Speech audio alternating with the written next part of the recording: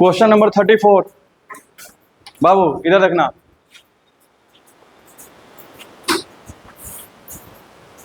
Question number 34 क्या बोल रहा है, इधर देखो। The find the common difference of an AP. Question है find the common difference of an AP, ठीक है। Whose first term is 5, whose first term is 5 and sum of its first four term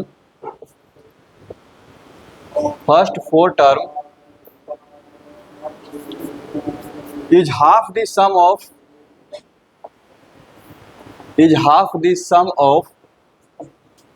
ठीक है next four terms. देखना किसका किसका doubt है, ये तुम्हारा है, तुम्हारा भी है, ठीक। देखो इधर सॉल्यूशन। सबसे पहले उसने बोला है कि एक एपी है, उसका कॉमन डिफरेंस फाइंड आउट करना है। उसने पहले ही बोल दिया कि पहला टर्म कितना है 5 है, तो मान लेते हैं एपी का फर्स्ट टर्म ए है और कॉमन डिफरेंस कितना है डी है। तो ए का वैल्यू तो उसने तो 5 तो दे दिया है और डी तुमको क्या करना है, फाइंड आउट करना है। लेकिन उसने एक कंडीशन दिया है, क्या दिया है, and the sum of its four term, ठीक है। First four term the sum of its, हाँ first four term and sum of its first four term, यानी कि पहले चार टर्म का जो जोड़ है is half of the sum of next four term, वो अगले चार टर्म के जोड़ का क्या है, आधा है। तो पहले के एंड अकॉर्डिंग टू क्वेश्चन क्या बोल रहा है, पहला टर्म इधर a1 plus a2 plus a3 plus a4, ठीक है। और इधर क्या हो जाएगा a5 plus a6 plus a7 plus a8, इतना लिख लो पहले, कोई दिक्कत। अब क्या क्या बोल रहा है, sum of its first four term is half of the sum of next four term. ये पहले के चार टर्म का जो जोड़ है अगले के चार टर्म के जोड़ का क्या है, ये आधा है, ये वाला आधा है। बस समझो, तो तुम बराबर करना चाहते हो दोनों साइड को, तो क्या करना पड़ेगा, या तो उधर आधा कर दो, नहीं तो इधर क्या करो 2 से मल्टीप्लाई कर दो, तुम्हारी मर्जी। तो 2 से मल्टीप्लाई कर देते हैं, ठीक है। इसको 2 से मल्टीप्लाई कर देते हैं। समझ में आ रहा है, बोलो समझ में आ रहा है, कोई दिक्कत। अब सारे टर्म का वैल्यू रख दो, सारे टर्म का वैल्यू रखो। 2 इंटू a1 क्या हो जाएगा a, ये क्या होगा a प्लस डी, ये हो गया a plus 2d, a plus 3d, और ये क्या होगा a plus 4d, a plus 5d, a plus 6d, a plus 7d हो जाएगा। कोई दिक्कत, क्योंकि अभी तक हम समेशन का फॉर्मूला नहीं पढ़ा है, ये क्वेश्चन नेक्स्ट चैप्टर में देना चाहिए था ताकि फॉर्मूला लगाकर आसानी से बन जाता, लेकिन यहाँ पर भी दिया तो कोई बहुत बड़ी बात नहीं है। तो 2 इंटू a प्लस a कितना 4a, और ये कितना d plus 2d 3d, 3d plus 3d कितना 6d, इधर कितना आ गया 4a plus 4d plus 5d 9d, 15 7 22d। कोई दिक्कत यहाँ तक। a का वैल्यू तो तुमको दिया है, कुछ कॉमन होकर कट रहा है तो काट दो, कॉमन तो हो ही रहा है ना। यहाँ से भी क्या कॉमन हो रहा है 2, यानी कि यहाँ 4 हो गया 2a प्लस 3d, और यहाँ से भी 2 कॉमन होगा 2a प्लस 2 से 2 ऐसे कट गया। अब a का वैल्यू रख दो 2 टाइम्स में, 2a का वैल्यू कितना 10 हो जाएगा, 5 2 या 10 plus 3d equals to 10 plus 11d, ये कितना हो गया 20 plus 6d equals to 10 plus 11d। तो 20 माइनस 10 11d माइनस 6d हो गया, तो 10 इक्वल्स टू 5d, d का वैल्यू कितना आ गया 2। जल्दी से उतारो।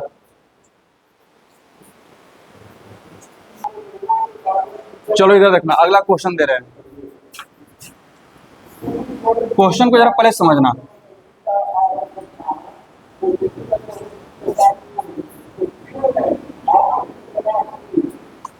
यहाँ देखो क्वेश्चन है, यहाँ देखना, for what value of n, for what value of n, कि एन का क्या वैल्यू होगा, for what value of n are the nth term, for what value of n are the nth term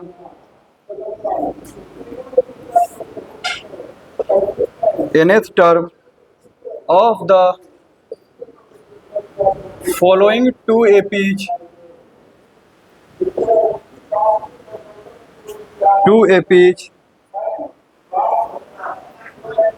the same, 13, 19, 25 ...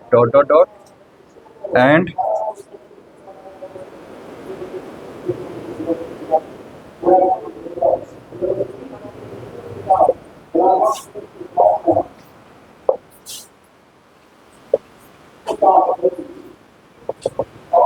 question को समझो पहले। बोल रहा है कि दो एपी है, ठीक है, बोल रहा है कि दो एपी है, एक एपी यहां पर है, दूसरा यहां पर है, और सुना रहा ना। तो दो एपी में कुछ टर्म कॉमन होने का चांसेस है, चांस है ना, दो एपी है, दोनों में क्या हो, कुछ टर्म कॉमन हो जाए। तो बोला दो एपी में आपको दिए हुए हैं, ठीक है, तो एन का क्या वैल्यू होगा, ठीक है, कि दोनों का nth टर्म क्या हो जाए, इक्वल हो जाए। इसका चौथा तो उसका चौथा टर्म, इसका पांचवा तो उसका पांचवा टर्म, ठीक है, अलग अलग पोजीशन वाले नहीं, सेम पोजीशन वाले टर्म इक्वल हो जाए, 10 का वैल्यू निकालना है, ठीक है। तो मान लो कि nवां टर्म क्या है, इक्वल है दोनों का, ठीक है। यहाँ देखो ये फर्स्ट एपी है, ये फर्स्ट एपी है, यह देख लो पहले, इसको A1 A2 A3 AN समझो, ये सेकेंड एपी है, इसको B1 B2 B3 BN समझो। शुरुआत में जब पढ़ाना शुरू किए थे तो बताए थे अलग अलग एपी के लिए अलग अलग सिंबल यूज करेंगे। दोनों का nवां टर्म निकाल करके इक्वल कर दो, देखो इनका क्या वैल्यू आता है। यहाँ देखो उसने बोला है कि दो एपी है, ठीक है, एक A1 A2 AN है, दूसरा B1 B2 BN है। तो अगर उनके nवां टर्म इक्वल है, n का वैल्यू जो भी हो जाए, चौथा टर्म दोनों के इक्वल हो जाए, पांचवा टर्म इक्वल हो जाए, तो पता करना है कि n का वैल्यू निकालो, ठीक है। यहाँ देखो solution, let the nth term of first AP be an and second AP be bn, एक का an ले लिए, दूसरे का bn ले लिए। Then according to question an equal to क्या दिया बोल रहा है, bn, an का वैल्यू क्या होगा, a plus n minus 1 into d1, इसका कॉमन डिफरेंस अलग है ना, इसका कॉमन डिफरेंस अलग, इसको क्या मान लेंगे, b plus n minus 1 into d2।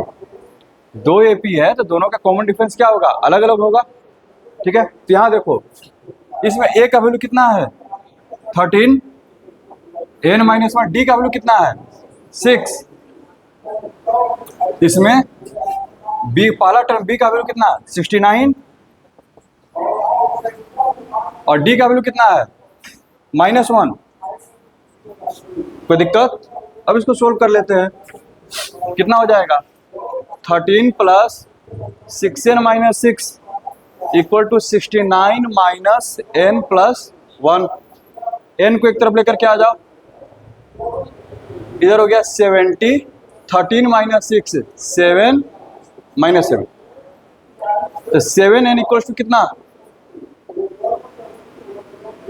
यानी कि दोनों का नौवां टर्म जो होगा इक्वल होगा।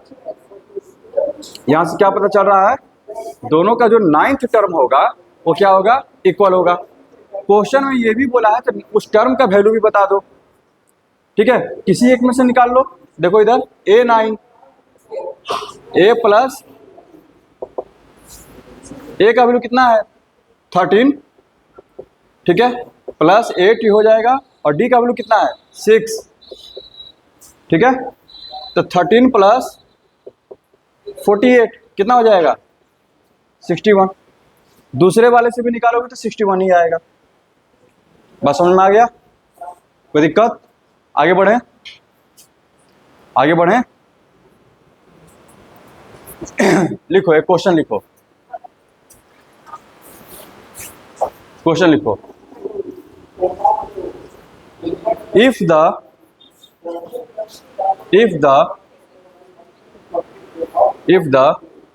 four times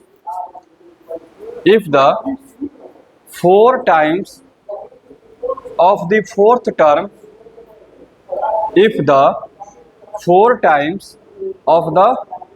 term equals to, ठीक है, शुरुआत में लिख देना इन एन ए पी, शुरू में सबसे पहले लिख दो in n A P. If the 4 times of the fourth term equals to the 11 times of the 11th term, equal to the 11 times of the 11th term। हो गया? देन प्रूव दैट, या फिर नहीं तो लिखो ऐसे, then find the value of A15, then find the value of A15, यानी कि 15वां टर्म का वैल्यू निकालना। Then find the value of A15। Question समझ में आया? 4 times the fourth term equals to 11 times the 11th term। बनाइए। चलो इधर जरा ध्यान से देखेगा, बहुत इंपॉर्टेंट क्वेश्चन है, ऑब्जेक्टिव में पूछा जाएगा ये, ठीक है, सब्जेक्टिव में नहीं आएगा, याद रखना।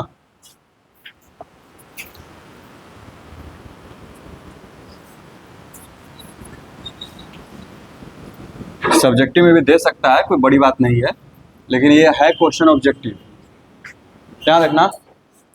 क्वेश्चन क्या है? In n A P 4 times of the fourth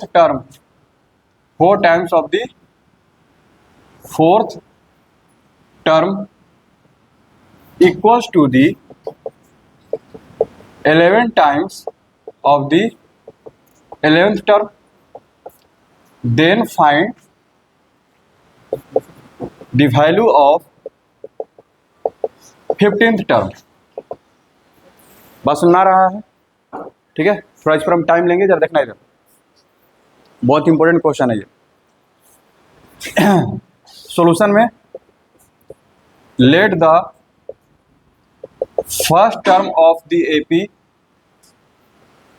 B a and common difference be d. इतना तो लिखने का आदत डालो, किसी एपी का पहला टर्म क्या है? ए है, कॉमन डिफरेंस कितना है? डी है। बना है पार्थ? ठीक है, यहां देखना। नाउ अकॉर्डिंग टू क्वेश्चन क्या बोल रहा है? चौथे टर्म का 4 गुना, 4 times of the fourth term किसके इक्वल है? 11 times of the 11th term. मैंने कंडीशन दिया है, बस समझ में आ रहा है? यहां देखना, इसको क्या लिखेंगे? 4 इंटू ए प्लस क्या लिखेंगे? 3D। 11 इंटू क्या लिखेंगे? ए प्लस 10D। बस इसको तुम सोल्व करो, तुम्हारा आंसर ऐसे मिल जाएगा। देखना इधर, 4A प्लस 12D इक्वल कितना आ जाएगा? 11A plus 110D। उधर वाले सारे नंबर बड़े हैं, सबको उधर ही लेके चले जाते हैं, सबको उधर लेके जा रहे हैं। इधर क्या होगा? 0, 11A minus 4A 7A, 110 minus 12 98। क्या देखो यहां से 7 कॉमन हो रहा है? क्या इसमें से 7 कॉमन हो रहा है?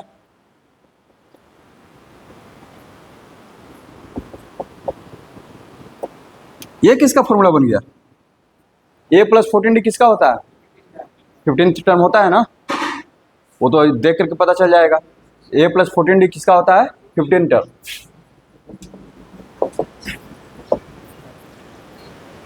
अब जरा सुनो, समझ में आया अनुराग? हैं? अब जरा मेरी बात सुनना, जब भी इस तरह का क्वेश्चन देगा, इधर देखो, मान लो कि हम दे दिए किसी एपी का 7th टर्म का 7 गुना इक्वल है, अपने मन से ले लो, 22 times of the 22th term. जो 29th टर्म होगा वो क्या होगा? 0 होगा। वो क्या होगा? 0 होगा। ये कोई नया क्वेश्चन नहीं है, पिछला क्लास में एक क्वेश्चन करवाए थे। यहां देखो कि m1 टर्म n है और n1 टर्म m है, तो यहां से हम लोग रिजल्ट निकाले थे am प्लस n क्या होगा? 0 होगा। ठीक है, कोई दिक्कत? इस क्वेश्चन में क्या खासियत था कि 2 इक्वेशन दे दिया था, तो यहां से आपको डी यू सब मिल जाता था। बस समझो, इसमें क्या मिल जाता था? डी सब। ये थोड़ा उसका शॉर्टर वर्जन है। ठीक है, इसमें तुमको ये नहीं पता चल जाएगा कि ए क्या होगा डी क्या होगा, क्योंकि एक ही क्वेश्चन दे रहा है ना इसमें। ठीक है, लेकिन कंडीशन यही बोला है, जरा देखना जरा, उसने क्या बोला है? चौथा टर्म का 4 गुना। ठीक है, और यहां पर देखो m1 टर्म क्या दिए हैं? n टाइम n दिए हैं, तो अगर दोनों तरफ m से मल्टीप्लाई कर दे, इसको भी n से मल्टीप्लाई कर दें, तो हो गया ना?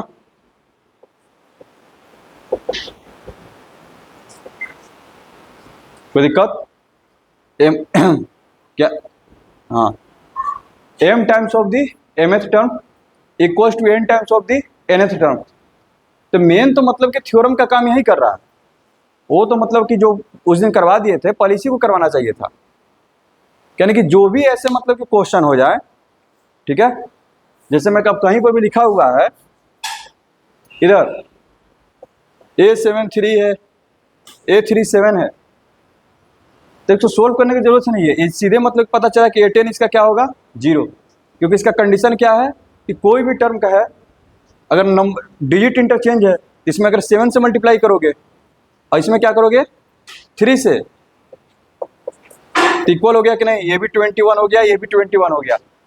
7 times of the 7th term equals to 3 times of the 3rd term. और जब भी ऐसा होगा तो क्या होगा? उसका वैल्यू 0 होगा। समझ गए? ए और डी निकालने की जरूरत भी नहीं है। कोई दिक्कत? समझ में आया? यानी कि उस दिन जो हम लोग ए और डी निकाल करके बना रहे थे उस क्वेश्चन को, जरा एक बार फिर से वापस चलते हैं वहां पर। यहां देखना बाबू, इधर यहां देखना, उस दिन कैसे कर रहे थे? ए एम एन था, A plus M minus 1 into D कितना था? एन। ए एन एम था, A plus N minus 1 into D क्या कर रहे थे? एम। इधर सुधांशु इधर देखो, और इसके बाद सोल्व किए थे, ए और डी का वैल्यू निकाले थे। और इस क्वेश्चन में डी का वैल्यू कितना आया था? -1। ठीक है, डी का वैल्यू कितना आया था? -1, और ए का वैल्यू आया था m plus N minus 1। Result important है, लेकिन हमसे पूछा था कि ए m प्लस 1 बताओ। तो जब हमको वो क्वेश्चन पता चल गया कि ऐसा क्वेश्चन में ऐसा काम होता है, तो सिंपली इसको ऐसे सोल्व कर सकते थे। यहाँ देखो ए एम एन है, ए एन क्या है? m है, तो यहाँ से लिख सकते हैं m into a m equals to m n, and n into a n equals to क्या हो जाएगा? M n. यानी कि यहाँ से क्या आ गया? m into a m equals to n into a n. 2 variable solve करने का जरूरत ही नहीं है। देखना इधर, तो m इंटू n इंटू ऐसे हो गया। ठीक है, यहाँ देखो क्या बनेगा? A m plus m into n minus 1 into d, इधर बनेगा ए एन और n into, oh, m times of the m th term है ना।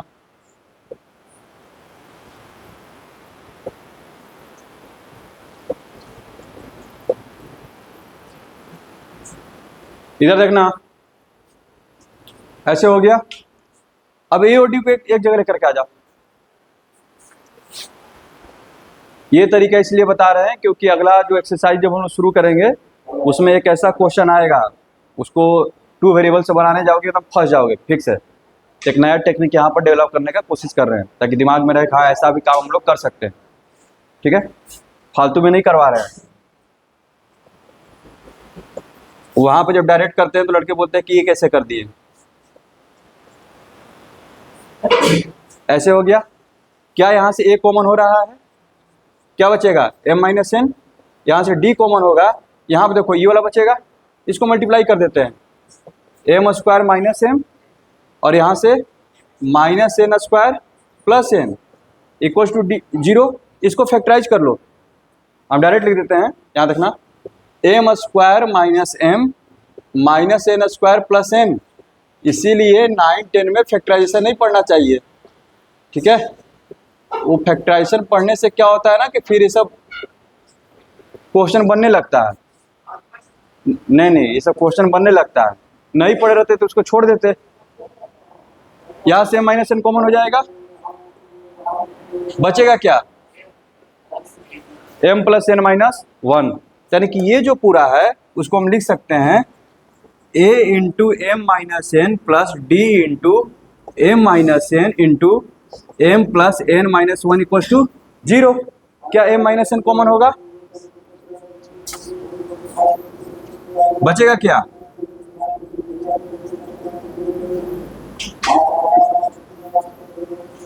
आ गया डायरेक्ट आ गया। ये तो जीरो होगा नहीं, ठीक है, क्योंकि ये जीरो होने का मतलब m इक्वल्स टू एन, यानी कि दोनों टर्म क्या आता सेम ही है, ठीक है। तो ये जीरो होगा और ये किसका फॉर्मूला बन गया m plus n s term का। यहाँ से ये पता चल गया a m प्लस एन क्या हो गया, जीरो होगा, ठीक है। कोई दिक्कत, समझ में आया। अगला क्वेश्चन भी यही था कि अगर किसी एपी का mth टर्म का m टाइम्स इक्वल है nth टर्म के n टाइम्स के, तो प्रूव करो कि a m प्लस n क्या होगा, जीरो होगा। ये जो क्वेश्चन लिखवा है 4 times of the fourth term किसके इक्वल है, 11 times of the 11th term, तो प्रूव करो कि a 15 क्या होगा, जीरो। तो उसी तरह से अगर किसी एपी का m times of the mth term equals to the n times of the nth term, तो प्रूफ करो कि a m प्लस n क्या होगा या फिर m प्लस nth टर्म क्या होगा, जीरो होगा। कोई दिक्कत, तो उसका सोल्यूशन तो यही होगा m times of the mth term equals to n times of the nth term क्या होगा, जीरो, ठीक है। तब अगला क्वेश्चन इसमें जो है 4 और ये सब जो लिखवाए हैं क्वेश्चन को चेंज करो और ये वाला सोल्यूशन छाप लो। क्या सोच रहा है, समझ में आया। बनाने के देते तो बात ही करता, सोचे कि हम ही बता देते हैं। लिखो इधर क्वेश्चन लिखो, in an AP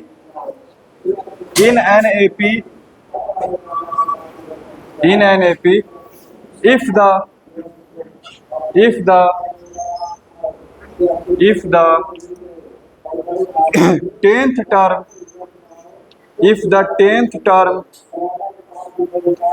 10th term is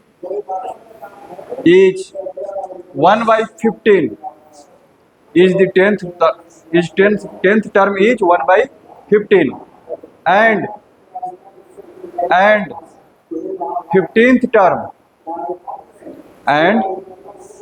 15th term is 1 by 10 and 15th term is 1 by 10, ठीक है। find the value of 150th term, find the value of 150th यानी कि 150वां टर्म निकालना, a 150 निकालना, find the value of 150th term।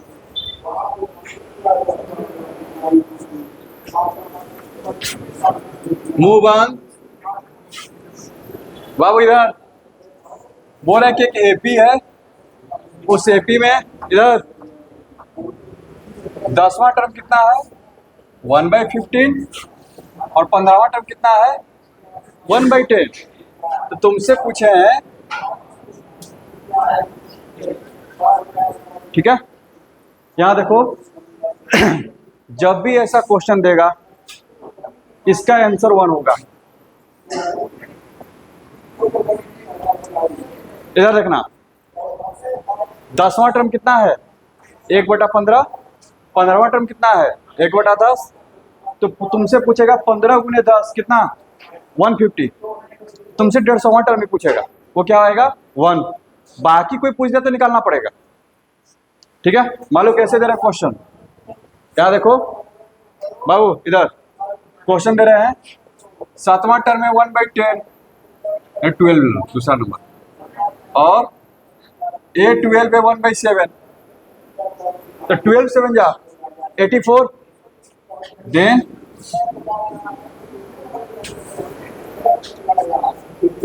बात सुनना रहा है, इसको प्रूफ भी करते हैं, पहले तो इसको सोल्व करते हैं। ठीक है, सोल्व करने का मन तो नहीं कर रहा है लेकिन करते हैं। क्या देखना, पहला की इक्वेशन बनेगा a प्लस मुंह बंद रहेगा, एक तो ऐसी उधर आवाज कर रहा है, तुम लोग तो अपना मुंह बंद रखो।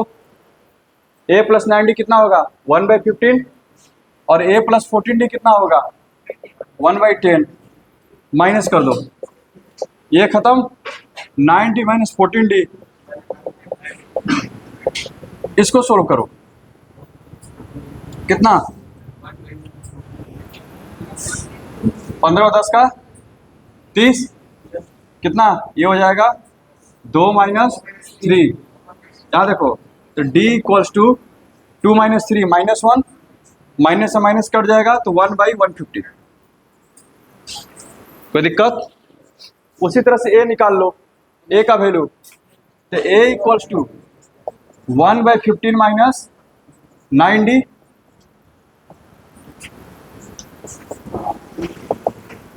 ठीक है, इसको सोल्व करो, कितना आ जाएगा 150 माइनस 15 नामा 135। कोई दिक्कत? ठीक है, ओह 9 ही नहीं रहेगा जी, क्या लिख रहे हैं, ये कितना आ गया, ये वाला आया है, क्या कुछ गलती कर दिया क्या?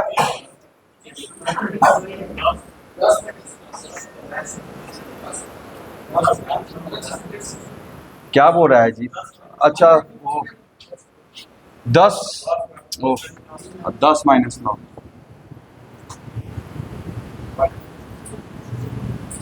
1/150। ठीक है, अब तुमसे क्या पूछे थे, यहाँ देखो,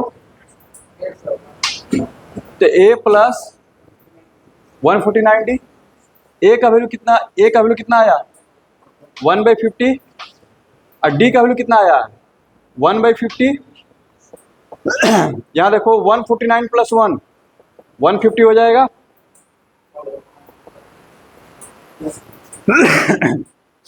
बात समझ में आ रहा है? यानी कि क्वेश्चन क्या है, अब इसका हम लोग बनाते हैं जनरल फॉर्म, इसका जनरल फॉर्म। यहाँ देखो क्वेश्चन है, if in an AP, if in an AP mth term is 1/n and nth term is 1/m, mवा टर्म क्या है 1/n है और nवा टर्म क्या है 1/m है, देन फाइंड amn या फिर mnth टर्म।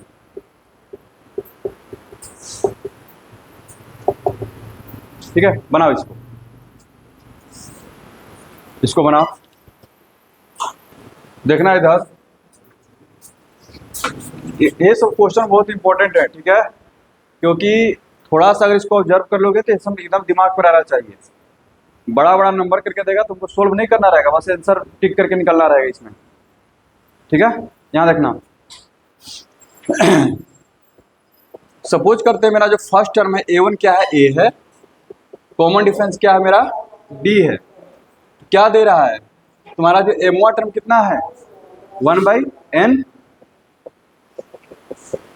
इसका मतलब ये हो गया a plus m minus 1 into D कितना हो गया 1/n, एंड nवा टर्म कितना है 1/m है।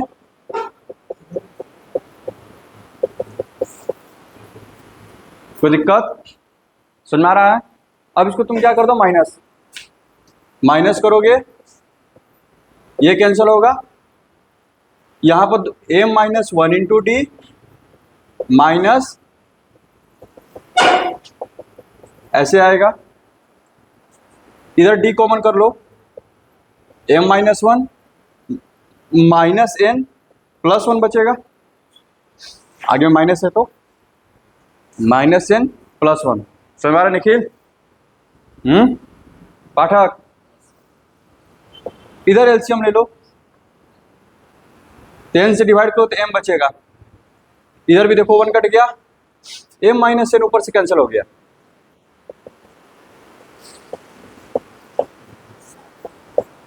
d का वैल्यू कितना आ गया, d का वैल्यू कितना आया 1/mn। एकदम याद रहना चाहिए कि इसमें d कितना आएगा 1/mn, a भी इतना ही आएगा। अगर यहाँ वैल्यू रख दो किसी एक इक्वेशन में, ठीक है, देखना इधर, यहां देखना a इक्वल्स टू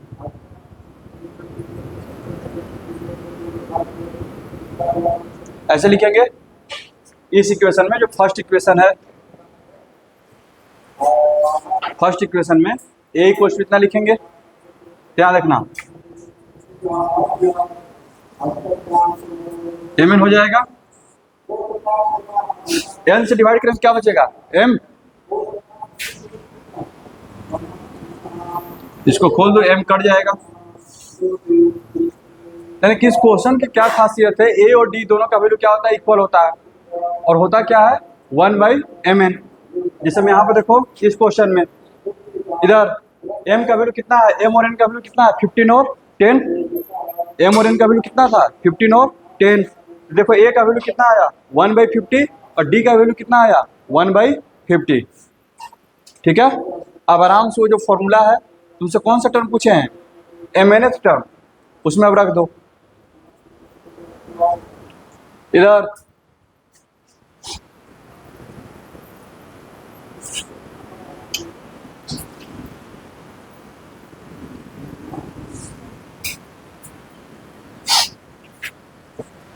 amn क्या बनेगा, ठीक है, a का वैल्यू कितना आया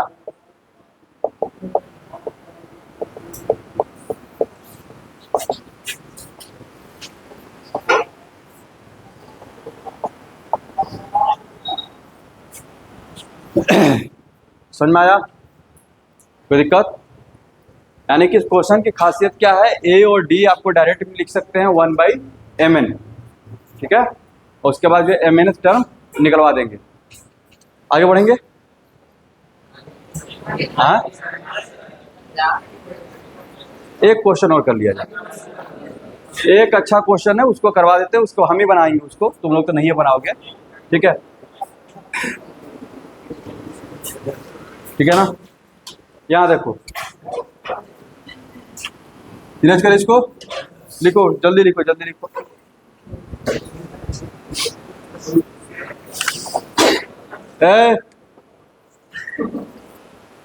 ठीक है,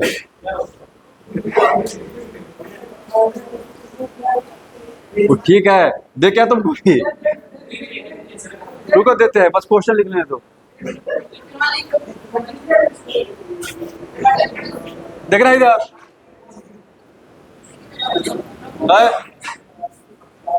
सबको मिलेगा, सबको मिलेगा, रुक जाओ इधर,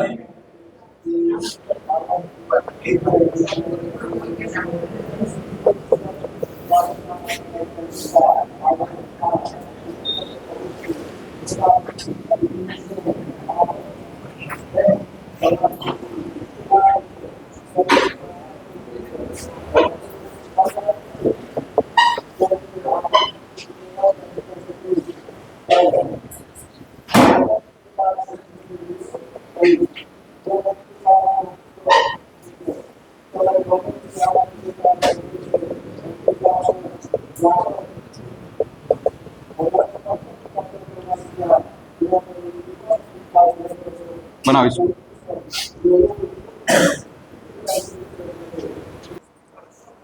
यहां देखना, solution, let the first term of the AP, ध्यान से देखना बहुत इंपॉर्टेंट है ये, of the AP be a and its common difference be d, then देखना जरा according to question pth term दिया है, पीएच टर्म कितना दिया हुआ है ए, इसका मतलब ये हो गया, ओह एक मिनट रुक जा भाई रुक जा, इस क्वेश्चन में ए ऑलरेडी यूज कर लिया है, बस समझ आ रहा है ना, वैसे मत कर, मेरे पास है ही तो उतना क्यों सोचे, एक्स वाई ले लेते हैं सबसे बढ़िया, बस समझ आ रहा है। तो पहला टर्म क्या है तुम्हारा, एक्स है, तो x plus P H term के लिए क्या लिखेंगे, पी माइनस वाई, और डी के लिए वाई यूज कर दिए, ये हो जाएगा, कोई दिक्कत। उसी तरह से क्यू एच टर्म कितना दे रहा है, क्यू एच टर्म क्या है तुम्हारा, बी है, तो x plus R H term,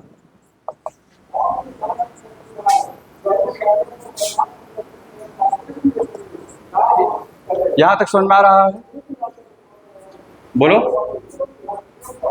ठीक है।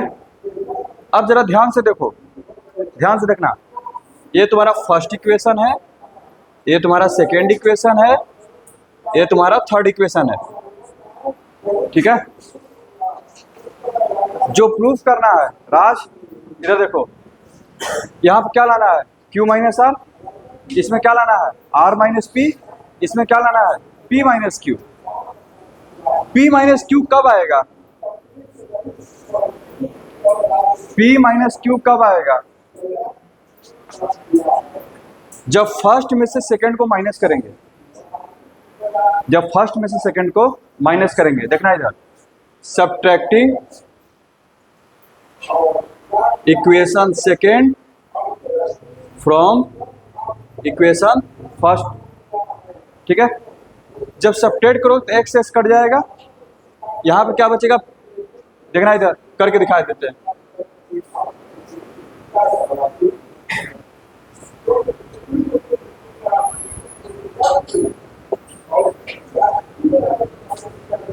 ठीक है।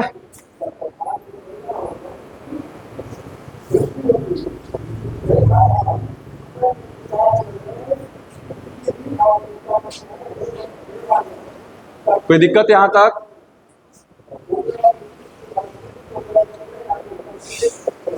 यहां तक आ गए।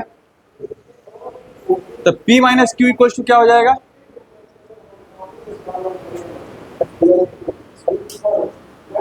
कोई दिक्कत, P माइनस क्यू का वैल्यू मिल गया, ठीक है। P माइनस क्यू का वैल्यू मिला A minus b by y, ठीक है। Similarly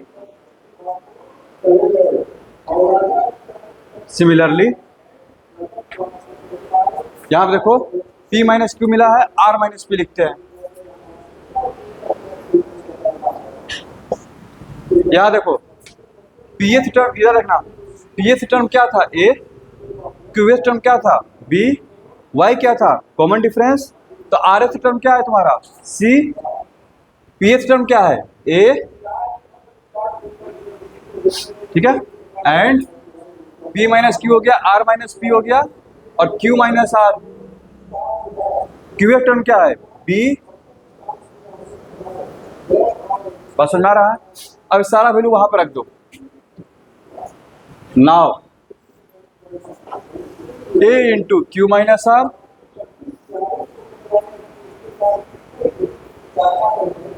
A into q minus r का वैल्यू, R माइनस पी का वैल्यू, और P माइनस क्यू का वैल्यू,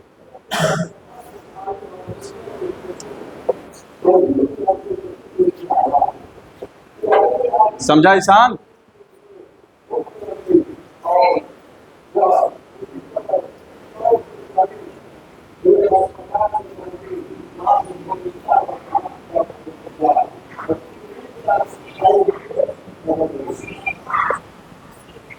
ठीक है, समझ में आया?